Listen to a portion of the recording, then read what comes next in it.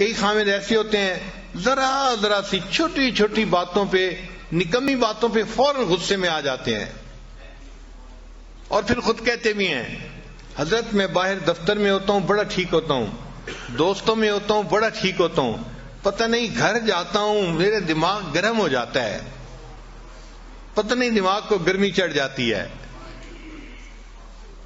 تو میں نے پوچھا کہ گرمی کس سے چڑھتی ہے؟ آگ سے؟ کہنے لگا ہاں۔ میں نے کہا آپ کو پتہ ہے آگ سے کون بنا ہے؟ شیطان بنا ہے۔ تو اصل میں یہ شیطانیت ہے جو تمہارے دماغ میں چڑھ جاتی ہے، شیطان قابو کر لیتا ہے تمہیں اور پھر تمہیں غصے میں رکھتا ہے۔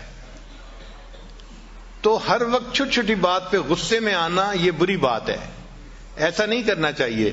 انسانوں کے ساتھ ہم نے زندگی گزارنی ہے تو ہمیں تحمل مزاجی اختیار کرنی پڑے گی۔ جو ہمارے مزاج ہے، تو میرا تجربہ تو یہ ہے کہ ہمیں فرشتوں کے ساتھ رہنے کا موقع ملے تو ہمیں تو ان سے بھی گلے شکوے ہونے شروع ہو جائیں کہ یہ بھی اچھے نہیں ہیں، ہم اتنے جو ہیں وہ نازک مزاج لوگ ہیں۔ چھوٹی چھوٹی نکمی باتوں پہ شکوہ کرنا یہ بری بات ہوتی ہے۔ نبی علیہ السلام کی مبارک زندگی کو دیکھیں، آپ اپنے گھر کے اندر عورتوں کے ساتھ اتنا محبت پیار سے رہتے تھے کہ اپنی بیویوں کو خوش رکھتے تھے۔ نبی علیہ السلام نے فرمایا خیرکم خیرکم لأہلہ، تم میں سے سب سے بہتر وہ ہے جو اپنے اہل خانہ کے لیے بہتر ہو، وَأَنَا خَيْرُكُمْ لِأَهْلِي، اور میں تم سب میں سے اپنے اہل خانہ کے لیے سب سے بہتر ہوں۔ یعنی اپنی مثال بتائی کہ میں سب سے بہتر ہوں اپنے اہل خانہ کے لیے۔ ایک مرتبہ نبی علیہ السلام اپنی ایک زوجہ کے ہاں تھے، اب دوسری زوجہ نے کوئی کھانا بنایا تو کھانا اچھا لذیذ تھا، ان کا جی چاہا کہ نبی علیہ السلام بھی یہ کھانا کھائیں۔ انہوں نے ایک مٹی کے پیالے میں وہ کھانا ڈال کے تو غلام کے ہاتھ بھیج دیا نبی علیہ السلام کی خدمت میں۔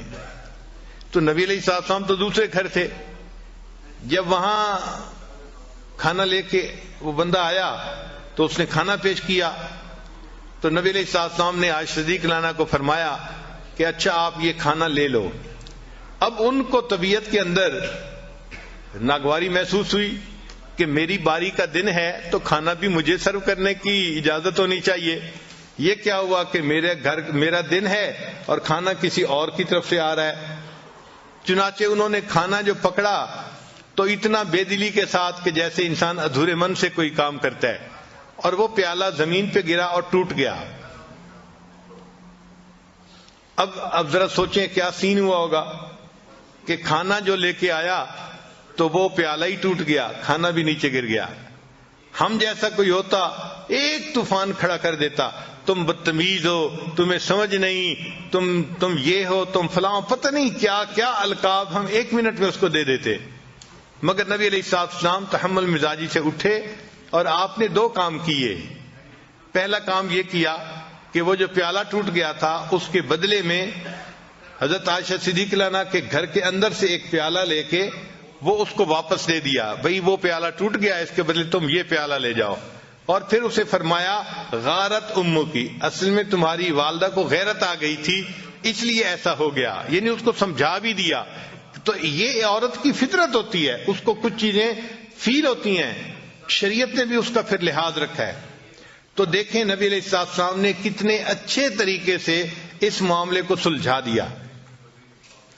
تو اگر گھر میں کوئی معاملہ ہو جائے تو یہ مرد کی ذمہ داری بنتی ہے کہ وہ ان معاملات کو پیار محبت سے، سمجھداری سے سلجھا دے۔